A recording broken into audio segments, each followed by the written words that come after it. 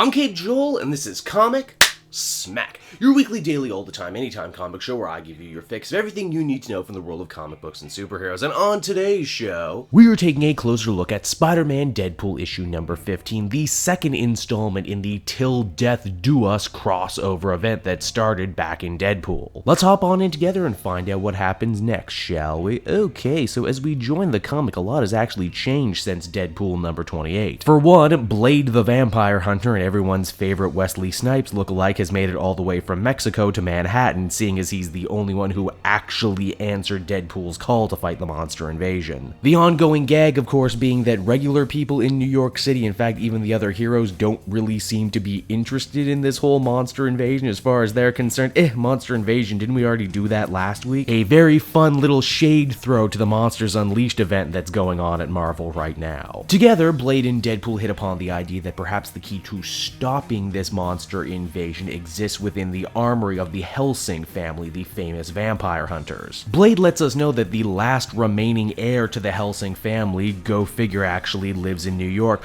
but it's not Rachel or Abraham or indeed any of the other members of the Helsing family that have already been established in Marvel lore. Oh no, it's a new character. A lady office drone who just so happens to work at Parker Industries. Granted, she's not going to be working there that much longer. Apparently she spends more time playing superhero-themed MMOs than she does working. What's her character of choice? Well, Deadpool, of course. Actually, you know what? I joke, but hats off to the writer. He does remember that there are pre-established members of the Helsing family in the Marvel universe, and because of it, they write themselves out of it in a pretty good way. Now, Shiklah the Monster Queen comes to Parker Industries in hopes of finding a weapon that will allow her to deal with these nasty humans once and for all. The funny thing, though, is that because Deadpool's phone call cut out halfway through recruiting Spider-Man, Peter has no idea that Shiklah is evil. He just still thinks that she's, Deadpool's wife, and because of it, he gives her a whole tour of the facilities. Eventually, the Monster Queen does find a device she likes, something called the Sandman, get it? Reference to a character Marvel doesn't own. This thing was developed by the Helsing girl, and if it gets enough power, like say, the power generated by the Scepter of the Manticore, it can take everyone and put them to sleep. Shiklah's ultimate goal is to use it to make it so just the humans go nighty-night, but the monsters can stay awake. Wade is just narrowly able to make it to Parker Industries and save Spider-Man and the girl from getting butchered by Shiklah, and while the device may not work right now, Shiklah plans to have her warlocks retrofitted into a new, more powerful weapon. Our heroes regroup at the home of the Helsing girl, a giant shrine made out entirely to Deadpool, a fact that flies entirely over Wade's head hilariously. It's at this place, though, they find what they believe to be the key to their salvation, a magical stake, which, was just holding up a coffee table, because why wouldn't it be? A stake that, if used correctly, will allow them to hunt down a very particular monster wherever he might be hiding, and that monster is none other than Dracula. Yes, that's right, the famous vampire of legend